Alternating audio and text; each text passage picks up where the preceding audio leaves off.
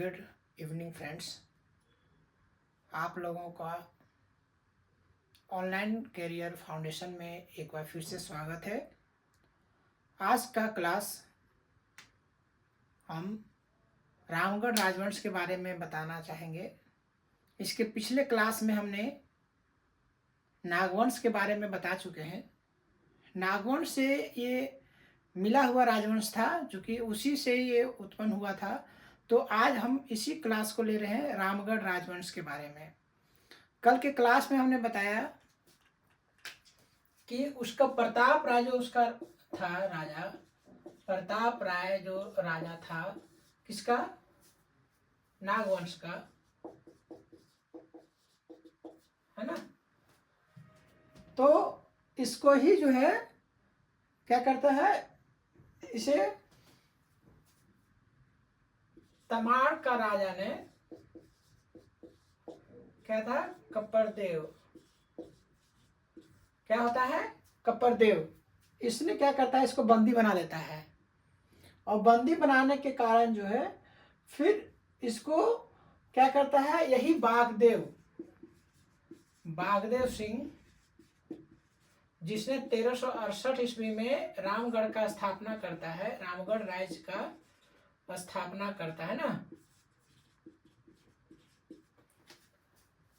बागदेव सिंह इसको छुड़ाता है।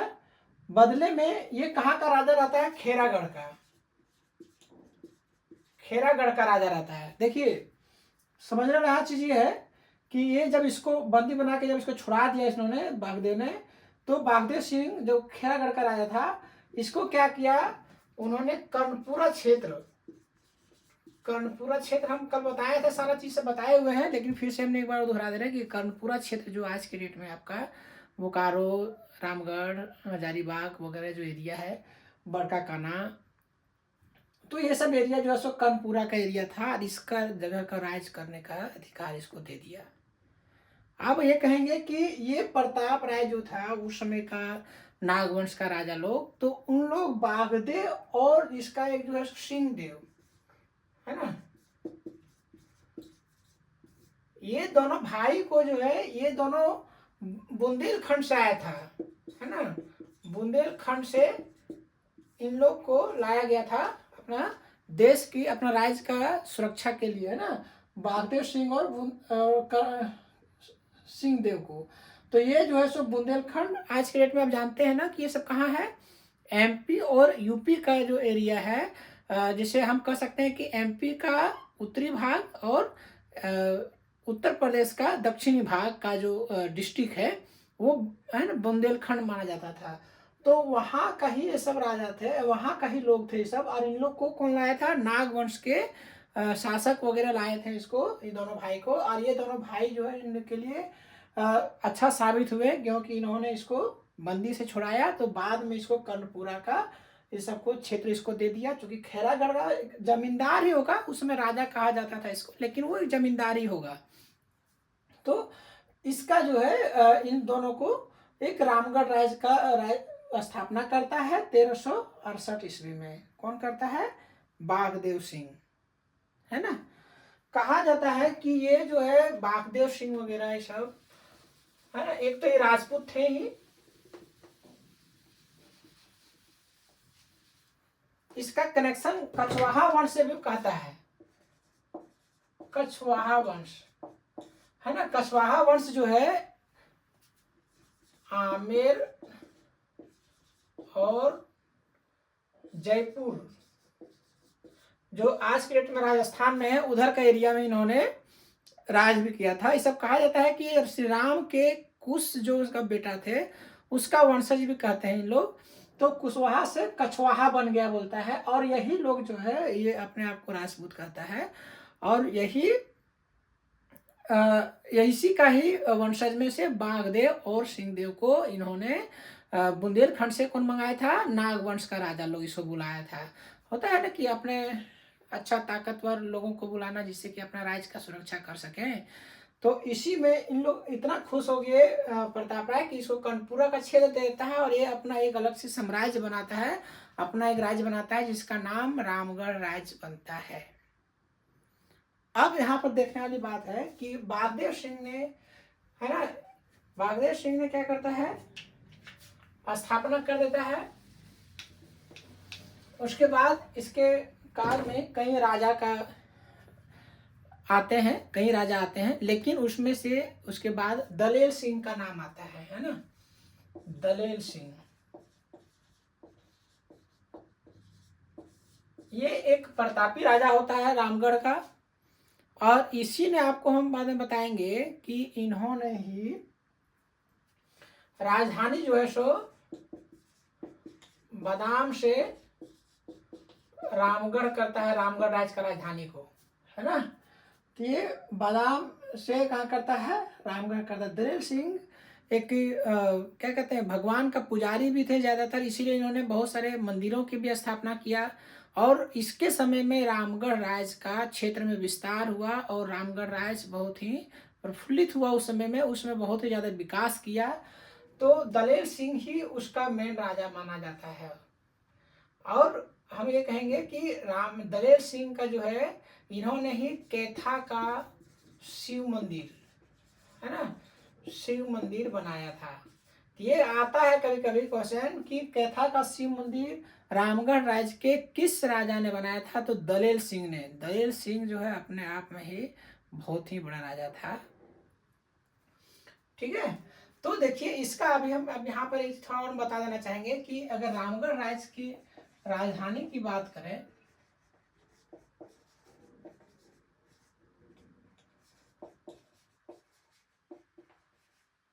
रामगढ़ राज्य की राजधानी की बात करें तो इसका पहला राजधानी जो है सो सिसिया होता है ना, इसका नाम सिसिया था। ये जो है अभी गिरिडीह कहते हैं, हजारीबाग और चतरा का बॉर्डर का एरिया में सिसिया जगह है ना, तो वहां पर इसका राजधानी इसने बनाया था। किसने बनाया था, बागदेव ने, है ना, बागदेव ने, क्योंकि पहला राजा यही था तो इसने इसका बनाया होगा। उसके बाद उर्दा था, इसी ने ही फिर इसको उर्दा ले आया, ठीक है। उसके बाद जो है सो बादाम आता है ना, बादाम भी जो है सो ये हजारीबाग ब्लॉक में ही, हजारीबाग डिस्ट्रिक्ट में ही है। यहाँ पर बादाम को कौन करता है, हिम्मत सिंह, हिम्मत सिंह राजा बनता है। उसने इसका जो है राजधानी कहाँ पर ले आता है, बादाम, कहाँ से, उर्दा से बादाम करता है हिम्मत सिंह ने। और फिर रामगढ़ कौन ले आता है, अभी आपको बताए ना यहाँ पर, दलेल सिंह। दलेल सिंह यही इसका मुख्य राजा होता है रामगढ़ राज्य का। फिर उसके बाद इचाक आ जाता है ना, इसको तेज सिंह करता है। तेज सिंह के बारे में भी हम बताएंगे, बहुत ही इम्पोर्टेंट राजा है ये भी रामगढ़ राज्य का। उसके बाद इचाक से फिर लास्ट में पद्मा आता है, ठीक है। और यही पद्मा जो है आपका अभी हजारीबाग डिस्ट्रिक्ट में है। और ये पद्मा ही आज के डेट में आप जानिए कि झारखंड राज्य में जितने भी पुलिस हैं उसकी ट्रेनिंग यही पद्मा में होती है, ठीक है। तो ये पद्मा का में इसमें राजधानी से कौन बनाता है, इसका नाम है नारायण सिंह, ठीक है।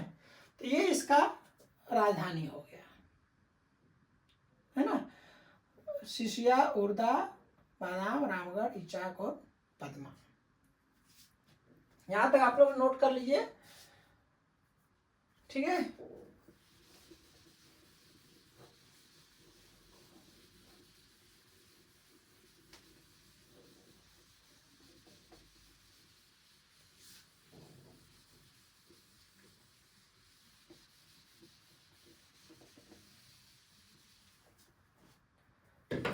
देखिए दलेल सिंह के बाद जो है आता है विष्णु सिंह, विष्णु सिंह कहता है इसको, विष्णु सिंह।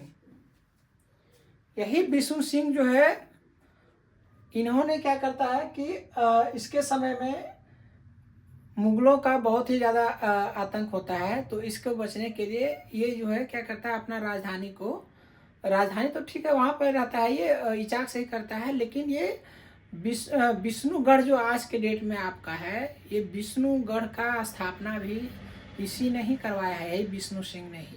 तो यही विष्णु सिंह वहाँ पर जब रहते थे, कहता है कि इसको देवी का बहुत बड़ा इसका हाथ था, कि इसका जो तलवार था उससे ये जिससे वार करता था वो हमेशा ही तलवार से जीतता आया है। और इस पर देवी का कहता है कि बहुत बड़ा हाथ था इस पर, और इसके कारण विष्णु सिंह ने बहुत सारे युद्ध जीता, लेकिन इसको किसी कारण से इसको जो है मार दिया जाता है, और ये युद्ध में ही मर जाता है। क्योंकि इसका एक युद्ध होता है, उसमें इसके क्या कहते हैं, एक राजा होता है यहाँ का चेरो वंश का, है ना, चेरो वंश का राजा होता है, उसी से इसका लड़ाई में इसकी जो है सो मृत्यु हो जाती है। उसके बाद आता है मुकुंद सिंह। मुकुंद सिंह, देखिए मुकुंद सिंह के बारे में भी आप लोग को अच्छा से पढ़ना है। मुकुंद सिंह ही जो है क्या कहता है इसका मुकुंद सिंह के बारे में, कि मुकुंद सिंह के समय में ही अंग्रेजों का आगमन हो जाता है झारखंड में, और झारखंड में जब अंग्रेजों के द्वारा इससे बहुत ज़्यादा जमींदारी के रूप में जो इसको वसूली किया जाता है, कि हमें इतना, पहले कहता है कि 63,000 रुपया हमको वसूली करके दीजिए, और फिर बाद में जो सो 23,228 रुपया की वसूली की बात करता है। किससे? मुकुंद सिंह से। कौन करता है? अंग्रेज लोग करता है, ठीक है।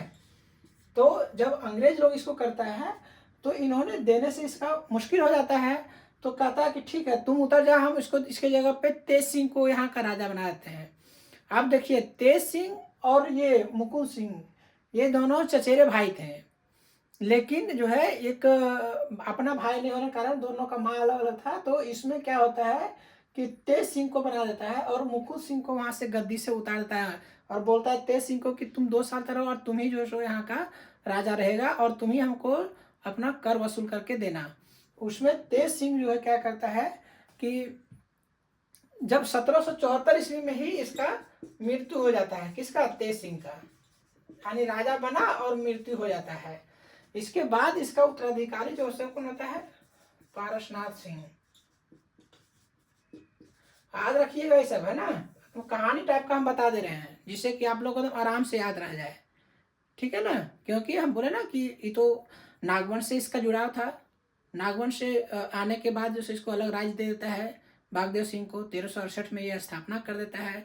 सबसे पहला राजधानी उसने सिसिया रखता है, फिर उड़दा करता है, वही उसने करता है। तो इस अनुसार जो सो फिर उसके बाद दलेर सिंह आता है। दलेर सिंह ने बहुत अच्छा विकास करता है रामगढ़ राज्य का। रामगढ़ राज्य के बाद उसके बाद मुकुंद सिंह आता है जो मेर प्रताप रहा था। ऐसे 19 राजाओं ने इस पर शासन किया। 600 साल तक रामगढ़ राज्य में राजाओं ने राज किया, है ना। कब से? 1368 से लेकर के 1955 का 26 जनवरी तक समझिए, ठीक है। 26 जनवरी का 1955 तक, क्योंकि उसके बाद क्या होता है, जमीन अधिग्रहण हो जाता है बिहार अधिग्रहण में। उसमें इसका जमीन को पूरा गवर्नमेंट अपना ले लेती है।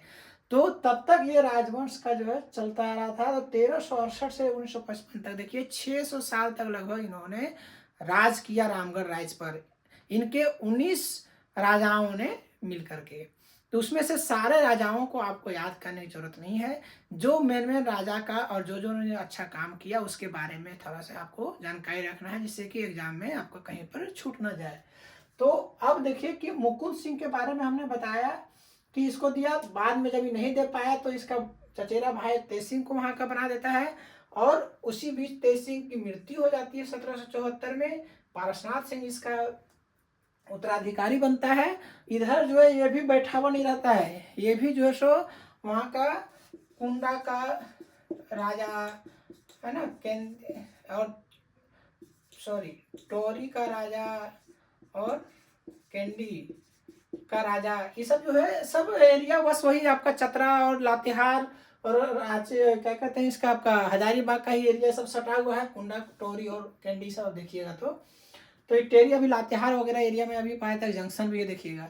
तो इन लोग का जो है राजा भी इसको साथ दे रहा था, लेकिन अंग्रेज जो है, क्योंकि इसका इसके साथ अंग्रेज था तेज सिंह के साथ, तो ये तो ज़्यादा ताकतवर बन जा रहा था, है ना, और ये जो बेचारा कमजोर पड़ जा रहा था, जबकि मेन राजा यही था। आप उतना कर वसूल के कहाँ से दे पाएगा? एकाएक आप कहिए कि 63,000 दी, फिर 223,228 रुपये का और आप आगे से बढ़ा देते हैं, और जब तक ये दे ही नहीं पाता इसको और बढ़ाते हैं, तो इतने में इसको देना बहुत मुश्किल हो जाता है। पहले तो इन्होंने साथ में काम करने से अंग्रेज के साथ हाँ हाँ में भरा कि ठीक है हम देंगे, लेकिन जब इतना एकाएक उसके पास आ गया तो इसकी समस्या हो गया, ये भी देने से मुश्किल हो गया इसको देना। बाद में इसको तेज सिंह को बना देता है ना। ये कौन है देखिए, ये जेकब, यही जेकब जो है, captain Jacob, captain Jacob, sorry captain Jacob.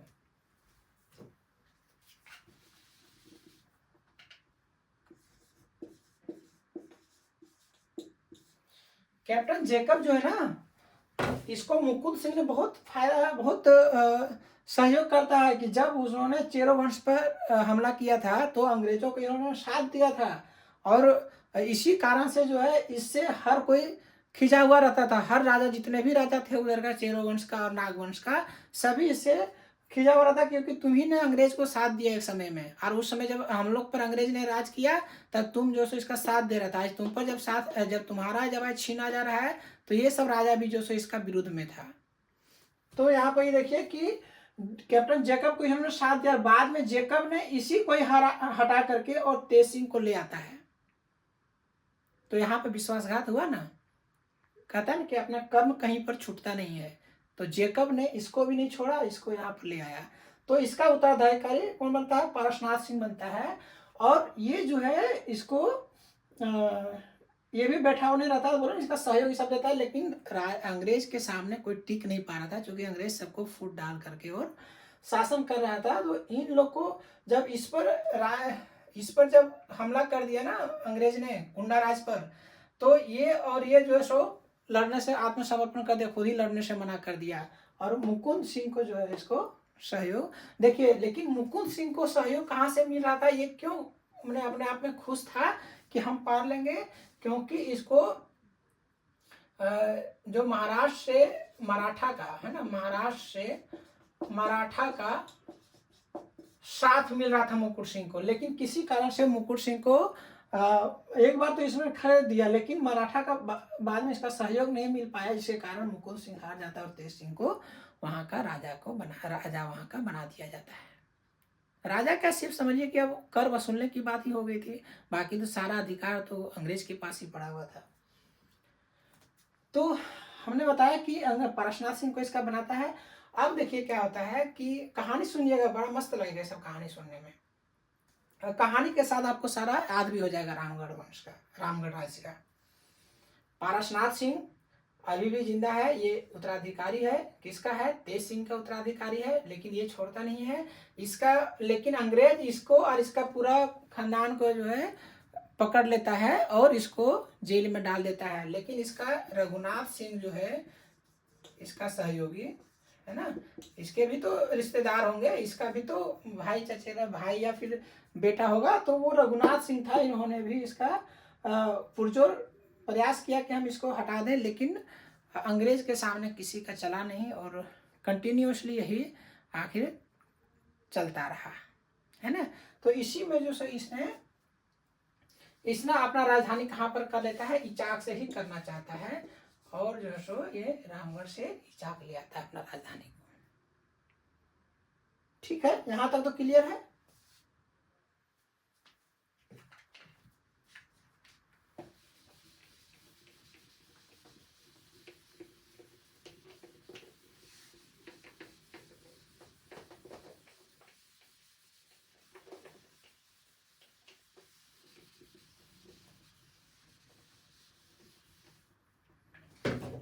अब देखिए, हमने अभी तक आपको इसका पूरा कहानी बता दिया रामगढ़ राज्य के बारे में। कहाँ तक इन्होंने शासन किया? बोकारो, आज के गिरिडीह, हजारीबाग, चतरा, कोडरमा। देखिए इस सब एरिया में इन्होंने राज किया है ना। तो इन्होंने इसका अपना विस्तार बहुत आगे तक इन्होंने कर लिया था। इसी से फिर जो है गिरिडीह तरफ का जो आपको बताया था ना कि कौन सा खगड़िया राज्य बन जाता है, तो इसी का ही सबऑर्डिनेट रहता है वो। अब आता है कि इसका अंतिम राजा अगर कहा जाए तो कौन था, जो मेनली यहाँ पर आपको जानना है, वो है कामाख्या नारायण सिंह। देखिए, ये कामाख्या नारायण सिंह के बारे में आप अभी पढ़ेंगे, ये बहुत जरूरी है, क्योंकि अब क्वेश्चन जो उससे तो आएगा ही, लेकिन इसके बारे में जानकारी रखिएगा तो आपको रामगढ़ राजवंश के बारे में बहुत ही अच्छी तरीके से याद होगी। कामाख्या नारायण सिंह जो है, इसी के द्वारा हमारे जानते हैं कि हमारे झारखंड में एक ही है ना कांग्रेस का अधिवेशन हुआ था। कांग्रेस का अधिवेशन होता है, कब होता है? 1940 में। और ये कहाँ पर होता है? तो रामगढ़ में होता है। तो रामगढ़ में करवाने का किसका हिम्मत था? उस समय का जो राजा होगा ना, कौन था? कामाख्या नारायण सिंह। यही 1936 ईस्वी में ही राजगद्दी पर बैठ गया। राज तिलक तो इसका 3 साल में कर दिया गया था इसके माँ पिताजी के द्वारा, लक्ष्मी नारायण सिंह के द्वारा।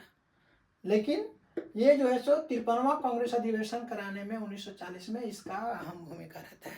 अच्छा, बताया जाए कि अगर यहाँ से पूछ देगा आपको कि जो 1940 में कांग्रेस का अधिवेशन हुआ था, उसका कौन था, उसमें अध्यक्ष कौन चुना गया था? तो मौलाना अब्दुल कलाम, है ना। मौलाना अब्दुल कलाम ही जो है सो उस समय का कांग्रेस अधिवेशन का अध्यक्ष चुना गया था, है ना। पहला कांग्रेस, अच्छा, कांग्रेस अधिवेशन पहला कहाँ पर हुआ था बताइए? मुंबई में हुआ था, है ना। तो मुंबई में सबसे पहला हुआ था। तो 53वां अधिवेशन होता है 1940 में, जो कि कामाख्या नारायण सिंह के द्वारा ही करवाया जाता है। किसके कहने पर? एक नारायण सिंह और राजेंद्र प्रसाद के कहने पर, है ना। तो ये जो है नारायण सिंह और राजेंद्र प्रसाद के कहने पर ये कामाख्या नारायण सिंह 53वां अधिवेशन कराता है वहां पर रामगढ़ में। ये हमारा क्वेश्चन आते रहता है हमेशा, है ना। इसमें बहुत सारा क्वेश्चन आएगा आपको कांग्रेस अधिवेशन के बारे में 1940 वाला में से। इसके लिए हम अलग से क्लास लेंगे, क्योंकि इसमें सारा चीज बताना, इसका कवर करना मुश्किल है अभी, है ना। यहाँ पर भी हम रामगढ़ राजवंश के बारे में चल रहे हैं। सिर्फ यहाँ बताते रहे कि कामाख्या नारायण सिंह ने ही जो सो इसको करवाया था। एक चीज और हाँ ध्यान देने वाली चीज है कि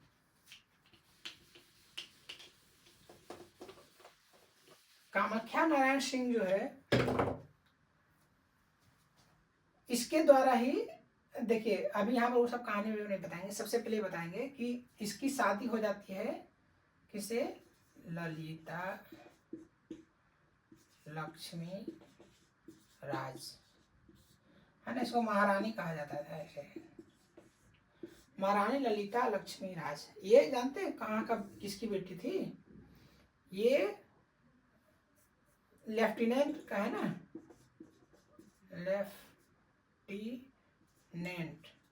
लेफ्टिनेंट क्या था? शमशेर जंग बहादुर राणा, जो कि नेपाल का था। ये भी एक राजा ही का ही बेटा था। तो इसका बेटी ललिता लक्ष्मी राज से इसका शादी होता है कामाख्या नारायण सिंह का।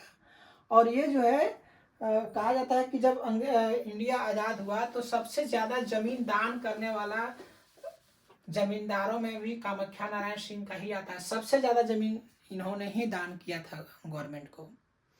और कामाख्या नारायण सिंह बाद में हमारे झारखंड का, या फिर कहें कि उसमें बिहार का अच्छा नेता भी होता है। और इन्होंने कांग्रेस के साथ रहता है, कांग्रेस का ही नेता रहता है। लेकिन जवाहरलाल नेहरू से इसका एक बार मतभेद हो जाता है। इसका मतभेद होने का कारण ये है कि उन्होंने इसको बहुत देर तक बैठा करके रख लिया था, तो इसको बहुत ही खराब लगा। और उसी दिन उन्होंने कांग्रेस से इसका जो है इस्तीफा दे देता है और एक स्वतंत्र पार्टी का स्थापना, जनता पार्टी का स्थापना करता है। जनता पार्टी आप रखिएगा, इसका नाम था छोटा नागपुर संथाल जनता पार्टी। इस पार्टी की स्थापना इन्होंने करता है, किसने? कामाख्या नारायण सिंह ने। जब उसको जवाहरलाल नेहरू से इसका बकझक हो जाता है, मतभेद रहता है, बकझक नहीं मतभेद कर सकते हैं, क्योंकि इसका किसी बात तो उससे हुई नहीं थी, लेकिन इसको लगा कि हम ठेस पहुंचा इस पर, इन्होंने इसकी स्थापना कर देती है। और यही पार्टी जो है बहुत झारखंड बिहार में इसका बहुत अच्छा दबदबा रहता है, और कई बार तो इन्होंने विपक्ष का नेता भी चुना गया इसके कारण से ही। तो और इसका ही द्वारा सबसे पहले कहा जाएगा, आपको कहीं पर पूछेगा कि सबसे पहले चुनाव प्रसार में हेलीकॉप्टर का यूज किसने किया है, तो यही कामाख्या नारायण सिंह है। पूरा इंडिया भर की बात कर रहे हैं, यहाँ की नहीं, पूरा इंडिया भर में अगर किसी ने चुनाव में पहले अगर हेलीकॉप्टर की उपयोग किया है चुनाव में, तो ये कामाख्या नारायण सिंह है। बोलता था कि जहाँ पर इसका जहाज जाता था, जहाँ पर हेलीकॉप्टर जाता था, वहाँ का सीट ये जीतना ऐसा कंफर्म होता था। इसकी वाइफ जो है ना, इसका वाइफ कौन थी, आपको वही बताया था ना, ललिता लक्ष्मीराज। ये जो लेडीज है, एक कांग्रेस का उस समय दबदबा चलता था, लेकिन उसके बावजूद भी इन्होंने धनबाद और आज का औरंगाबाद जो आपका बिहार का है, उसके सीट पर सांसद रह चुकी है। तो और यही लेडी जो है धनबाद लोकसभा का सबसे पहली महिला सांसद भी है, उसके बाद रीता वर्मा है, लेकिन पहला कौन है, यही ललिता लक्ष्मीराज। कामाख्या नारायण सिंह के बारे में आपने इतना जान गया है ना। अभी के समय में अगर देखें इसका हम, तो इसका ही अपने क्या कहते हैं, उसके बाद इसका होता है विष्णु नहीं होता, इसका नाम क्या होता है, बसंत सिंह, डॉक्टर बसंत सिंह, ठीक है। डॉक्टर बसंत सिंह 4 बार क्या होता है, हजारीबाग का सांसद रहते हैं, इसी का ही रिलेटिव यानी इसी का ही बेटा होगा। और इसके बाद ये बसंत सिंह इसके 4 बार होता है, और 2 बार वहाँ का विधायक भी रहता है। अभी इसके वंश का ही उदय भान नारायण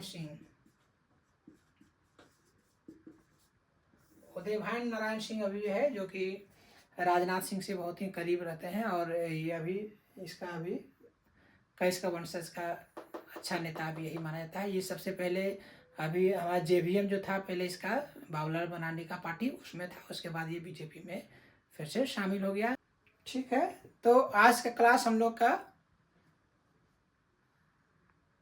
रामगढ़ राजवंश का रहा, और रामगढ़ राजवंश के बारे में हम लोग सारा चीज़ अच्छा से इसको जान गए। नेक्स्ट क्लास तब इसके बाद का राजवंश चेरो राजवंश के बारे में हम लोग बताएंगे, ठीक है, कि चेरो राजवंश के बारे में हम लोग पढ़ेंगे। Thank you. बस आप लोग से बस यही एक रिक्वेस्ट रहेगा कि सब्सक्राइब जरूर कर दें चैनल को। धन्यवाद।